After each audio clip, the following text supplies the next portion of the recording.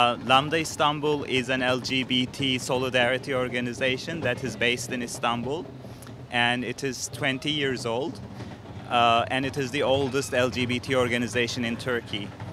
Basically, Lambda Istanbul is 20 years old, but the first 11 or 12 years old, it was an unofficial organization, and in 2005, they decided to become an official organization, so they needed to register with the government as a civil society organization.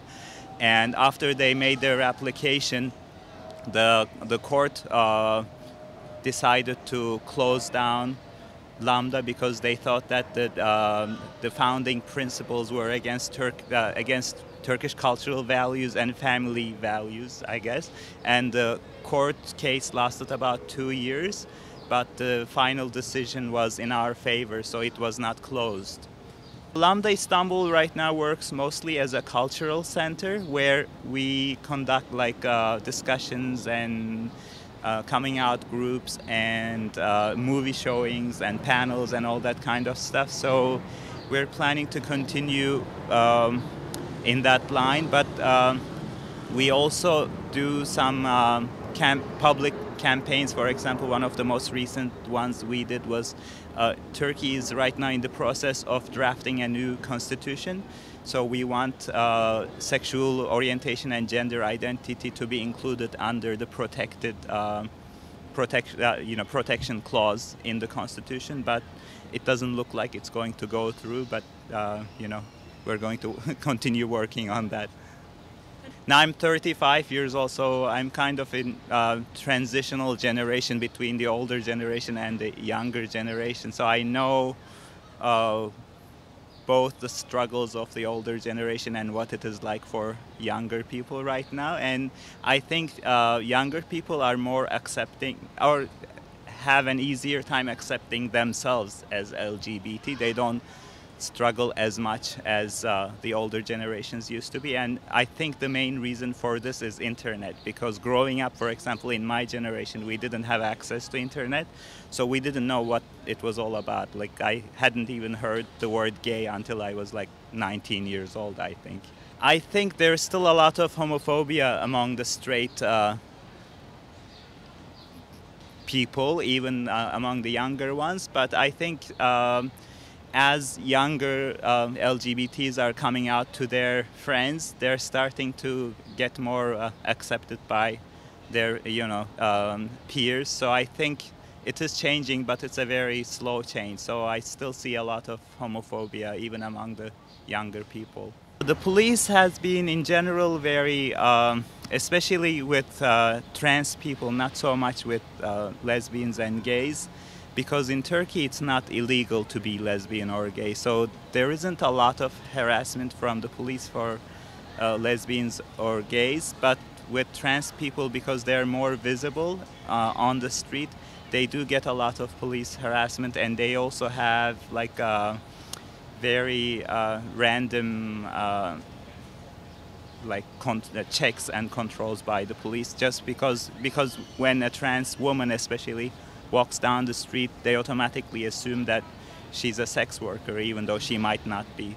And it's not illegal in Turkey to be a sex worker, but they still stop them, and they charge them with disturbance of the public and things like that. So they actually charge them a fee that they have to pay for public disturbance, which is really ridiculous because they're not doing anything other than just walking down the street.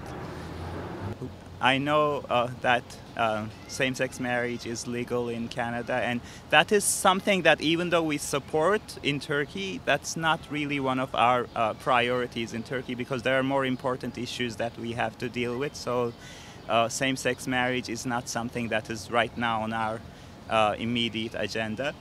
But other things like employment security, and even having freedom from police harassment and all that kind of stuff is more urgent issues for us. And I do know, because I lived in the US for 8 years, so I know what it is like to be as an LGBT person, to be in the US or in Canada. And especially since Canada has more of a socially democratic government compared to the US or to Turkey. I think we are hoping one day we will get there as well.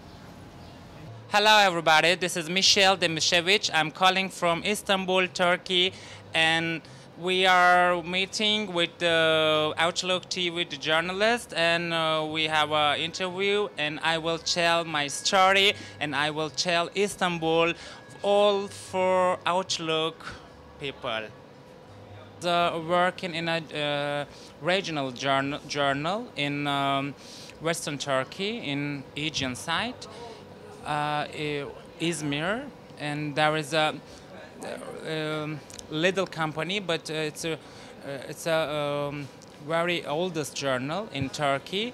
And then when I got to Istanbul, came to Istanbul, and I'm looking for the job, and I haven't.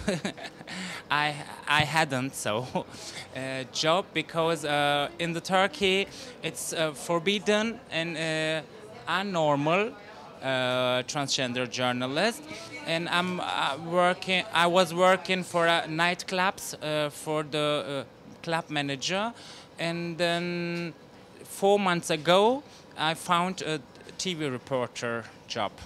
Yeah. When I went to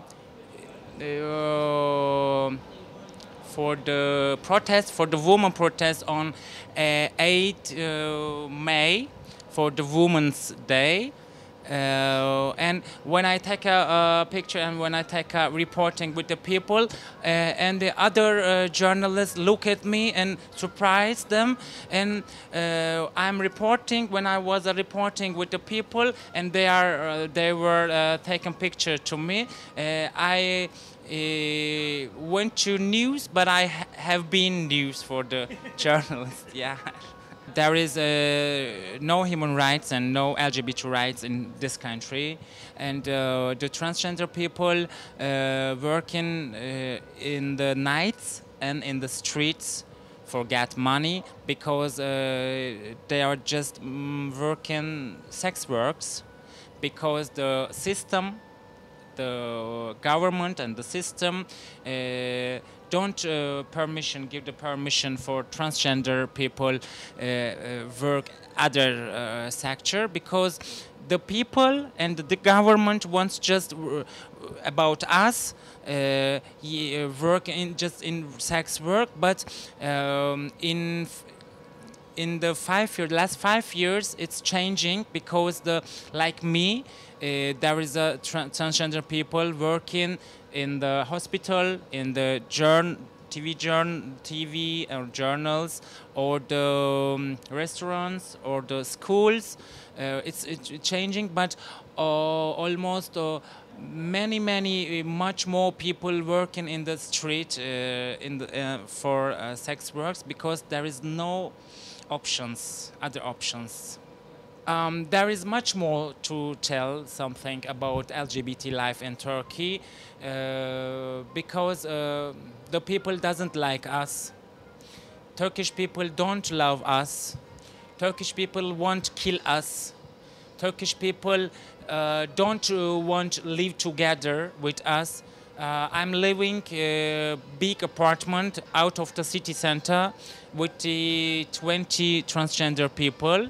And 5 days ago, some Turkish people got fired our apartments, and 4 flats has burned, and there is no electricity, there is no water, our apartments, and after fire, in 3 days, some Turkish peoples get attacked with the armed attack to us, and we called the lawyers, we called the police, but the police don't help us, because you are transgender, you are a victim, because you are not human and you are not normal people. And Turkish police doesn't like the transgenders. And but LGBT organizations, lawyers, helping to us, and we will go to court next month, and we will tell the judges our story and fire problems and armed attack. But it's very difficult to live in this country.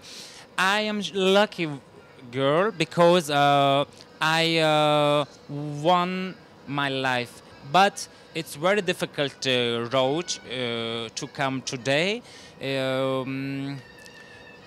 Anybody can do it like me, but morals and traditionals and the region rules don't give permission for the get a new life for the transgenders. We are hope every day for tomorrow. So I can say it like this: when I was wake up, and I'm saying, "Oh, I'm living today, not die. I'm lucky woman," because every day we can die in this country, because the hate can kill us. Yes. Thomas Hammerberg, European Union Commissioner, and he invited to me, and I went to Strasbourg in 2008 years, and I told LGBT problems about EU parliamentarians, and I think so that they didn't understand us because they didn't listen to me. Always speaking between together, but I think I changed some things. Yeah. I am the first transgender political people. I'm making politics in Turkish Greens Party, and if I become the parliamentary in the future, I will work for women rights, children rights, and LGBT rights. And Canadian people, please understanding us. The life can't be easy to LGBT people in this country because the system can't permission to normal life. Please understand and please see us and understand us, because LGBT people needs your helps. You're watching Outlook TV. It's Michel Demishevich, Istanbul, Turkey. In Budapest, Hungary, Tamas gives some insight into their changing politics. Yeah, the name of our organization is Hatter Support Society for LGBT People. We are currently the largest and longest standing NGO working on the rights of LGBT people in Hungary. We were founded 18 years ago, so we just turned a majority age here. Our first service that we were offering was a counseling and information hotline that was reachable every day for people to request information or have someone to talk to about their own or their friend's sexual orientation or gender identity. And then we developed from that. We started a legal aid service in the beginning of 2000s, then an HIV/AIDS prevention program, and we also have a library and archive. So these are the 4 core programs that our organization offers. And then, of course, from time to time, we do projects, research projects or trainings or things like that. Well, currently, the majority of our funding comes from foreign donors. So it's largely the Open Society Foundation or other private donors, either in Europe or in America. And it's our understanding that the U.S. Embassy was supportive towards Hatter. Is this true? Yes, financially they have not been supportive, so we did put in some proposals lately, but they were not supportive of that, but they did give a very prestigious prize for Hatter for our civil activism last year in June, as a recognition of the work that we've been doing for 17 or now 18 years. So it was quite an impressive event. The ambassador came to our small office and gave us the prize, and the media was there. It was covered all over the Hungarian media, so it was quite an impressive happening. So we have a conservative government currently in Hungary for 3 years now. They came into power in 2010, and just in a few months' time they already started putting in place legislation which is curtailing the rights of LGBT people. So they adopted a new constitution which defines marriage as a union between a woman and a man. Of course, we didn't have same-sex marriage before in Hungary either, but putting it into the constitution means that it's not going to happen in the future either, at least for many, many years. They also adopted the Family Protection Act, which defined family only with reference to marriage and parent-child relationship, then adopted a criminal code, which was also making a difference between marriage and registered partnership. Then in the debate of the civil code, they wanted to get rid of registered partnership, at least from the body of the civil code, so there is a separate legislation on it now. So, you know, for every month or every second month, you get some kind of statement from a politician that, you know, LGBT people should not be given the same rights that the general population enjoys. And do you have any out politicians at any level of government? Currently, no. Before the conservative government, we used to have a liberal socialist coalition in government, and they did have one junior member of the cabinet who was out. He was responsible for human resources within the public administration. He was there for a few months and then decided to leave the government. So he was the only government member or out politician who was really out and really working on these issues as well. We used to have some lower ranking members of parties who came out, but no one who would, you know, get to at least the level of member of parliament. So we never had an open member of parliament. We never had anyone in the parliament saying, me as a gay or a lesbian person, I support this or that. That has never happened in Hungary so far. The situation is quite different in Budapest than in other parts of the country. I mean, Budapest is a large city of 2 million with many programs, many LGBT venues, bars, clubs, saunas, community events, etc. So it's quite easy to be out in Budapest. You know, second largest city in Hungary is about 180,000, so it's a lot harder to find your community and to be out in a smaller city. In terms of discrimination, of course, we always, you know, I also work at the legal aid service at Hátér, so we get all the reports about various forms of discrimination at the workplace or at schools or when accessing certain services. So discrimination is still quite widespread in Hungary, but luckily we have legal opportunities to fight these kinds of discrimination. So there is a specific authority responsible for investigating claims about discrimination. We also have a hate crime legislation, so if you're actually beaten up because of your sexual orientation or gender identity, you can turn to the police. The investigations are not done very professionally, but at least in terms of legislation, you do get your rights supported. Our counseling hotline receives quite a lot of calls in which especially young people living in smaller towns are talking about their you know, suicidal tendencies because they feel so alone and feel not supported by their immediate community, by their schools or by their school or by their parents. So I think that is a problem, but a problem which has not reached the level of at least having some numbers on it, because no one in the researching or in the government community has recognized that this would be something worthy of investigating. Interestingly, the European Union is very keen on human rights issues before a country joins the EU. So then they are, you know, as part of the accession process, they are monitoring the human rights situation in a country. And once you join the EU, of course, there is the formal requirements that EU law requires from you. But other than that, there is no monitoring of what's happening. So what has happened in Hungary is that this conservative government is not only doing things which are harming the rights of LGBT people, but generally speaking, its human rights record is awful.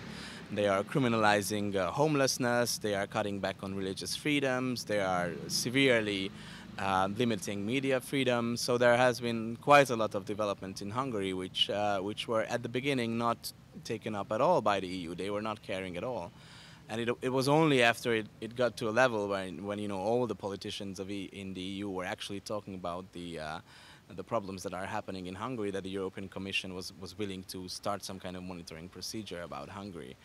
So it seems like the EU is more keen on having its agenda set in before you get to the EU, but once you're inside, you're more or less free to do whatever you want, except in the very few, very clear areas where there is EU competencies. And unfortunately, LGBT issues are largely outside of the competence of the European Union. So they do have some limited competencies in terms of discrimination legislation. But for example, family issues or schooling issues or health issues are all in the competence of member states, and the EU doesn't really do much to help us there. The Pride itself is already 18 years ago, 18 years old in Hungary, so we were the first Pride to happen in Eastern Central Europe, actually. Of course, in the last years, we had some problems with the Pride as well. From 2007, there were violent protesters at the Pride, so there is a heavy police presence at the Pride, which actually stops people from attacking the Pride participants. And in the past 2 years, the Pride was also banned by the police. The court later on then overruled the ban, so the Pride was taking place every year in the past 18 years. This year they decided not to ban it, so we see it as a good sign. Maybe they changed their mind, maybe there's some other political motivation behind it, but it seems like that it's going to go on without any problems. Our Pride March is also quite big compared to the region, so it's not as big as it happens in Western European countries or in Canada, most likely. We had last year about 3,000 participants, but it's a Pride. It's a fun Pride with floats, with various organizations there, with various tents. So it's really both political and both fun. So in many cities in Eastern Central Europe, you see these prides which are very political, with political slogans and not much fun. In Hungary, it's also very political. I mean, we still have to fight for our rights, but it's also about partying. And the Pride itself is not just the march, but there is a week-long festival, cultural festival, with workshops, with movie screenings, various cultural programs, exhibitions, theater performances. So it's quite a compact 1 week full of programs for all kinds of people. And do you think youth are more accepting of LGBTA citizens now than in the past? I think it's very clear from all the public opinion polls that there is such a generational gap, that the more young people are, the more likely that they have LGBT friends, the more likely they will be willing to make friendship with LGBT people, and the more accepting they are. Of course, there's another trend which is not so positive, which is that there is a very strong extreme right-wing movement among the Hungarian youth as well. The extreme right-wing party Jobbik, which got to parliament in 2010, majority of its supporters is quite young people, so first voters or people in their early 20s. And you see these youth groups of Jobbik being very active in schools, even in smaller villages and in larger towns as well. So you see even within the youth this kind of polarization between people who get more accepting and more tolerant towards LGBT people, and then this very strong extreme right-wing mobilization on the extreme right. Do advancements in LGBT rights in Canada help the citizens here in Hungary? I think generally speaking, what happens in other countries, people pay attention to. So news about the US or about Canada gets to Hungarian news.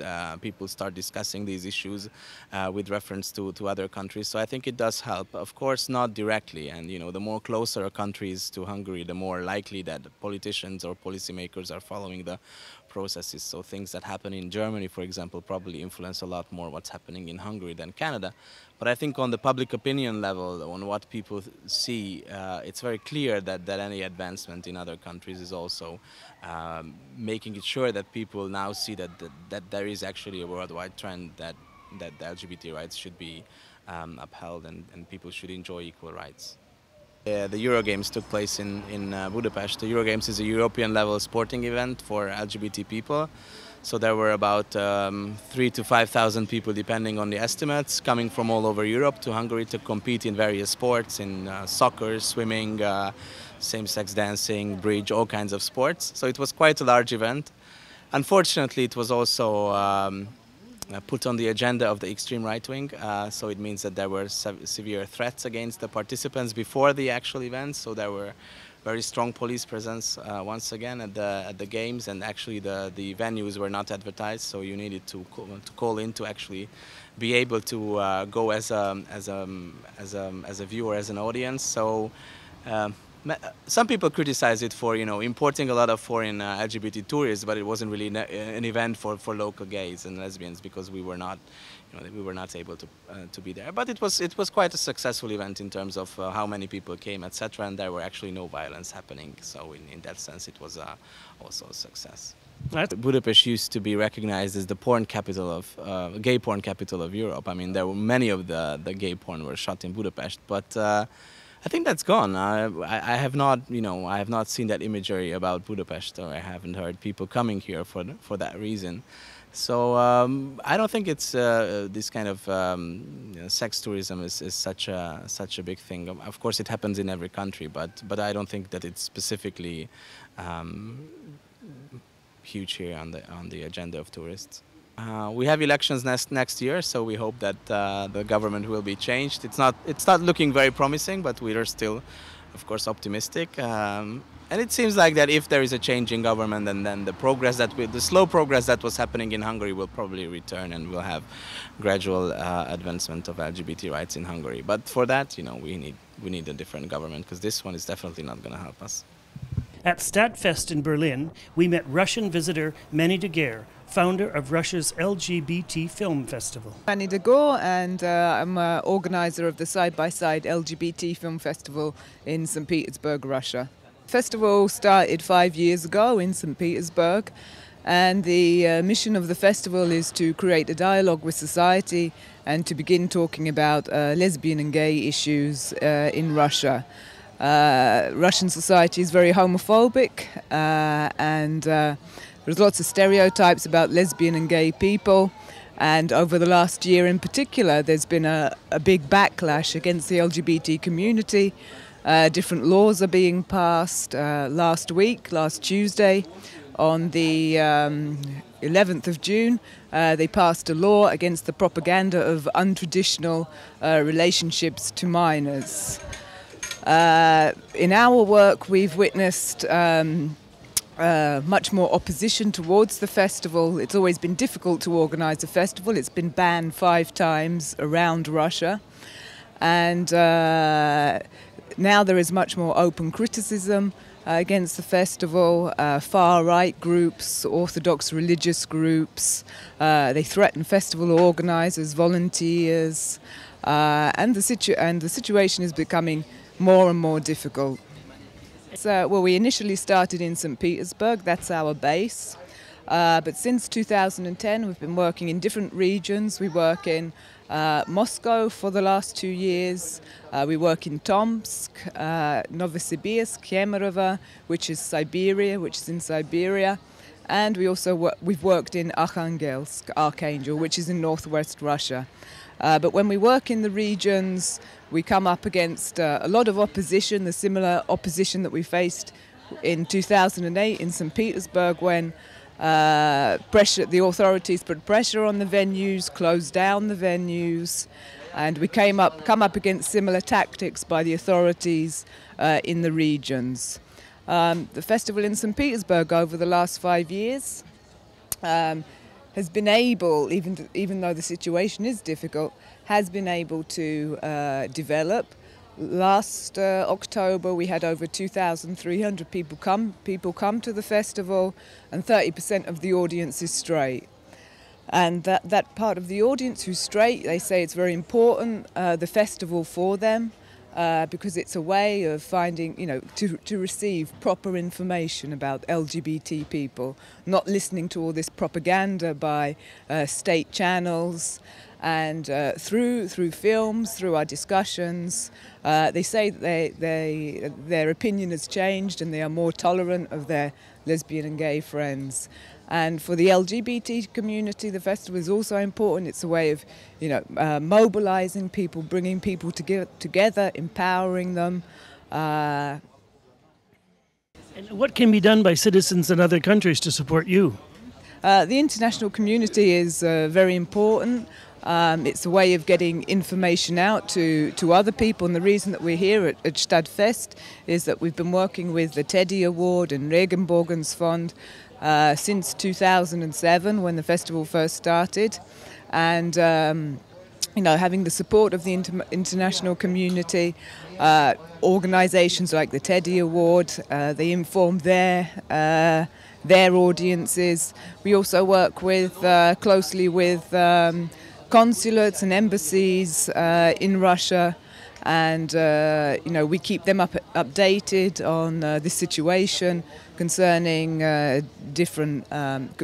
We keep them updated on the situation, and they themselves, through their diplomatic channels, raise questions concerning LGBT rights with their Russian counterparts. Has the Canadian embassy ever given you any support? Not at the moment, but we're certainly open to support from the Canadian embassy. We hope to show Xavier Dolan his film, so if we show that this year, perhaps the Canadian embassy can support us with that. There is always every year an attempt to have gay pride in Moscow. Each year it gets banned, and there are attempts for LGBT people to protest on the street, but they get arrested straight away. There are attempts to have different kinds of pickets, demonstrations, a rainbow flash mob. That recently took place on the day against homophobia in St. Petersburg, and it was a sanctioned meeting. I took part in the demonstration, and altogether there are around 130 or so activists, LGBT straight. But gathering around our peaceful demonstration, there was around 200 Orthodox religious people, far-right people, and the police more or less maintained the safety of us, but it was a very pressured atmosphere, and in Russia at the moment there is nothing like this would be able to take place, unfortunately.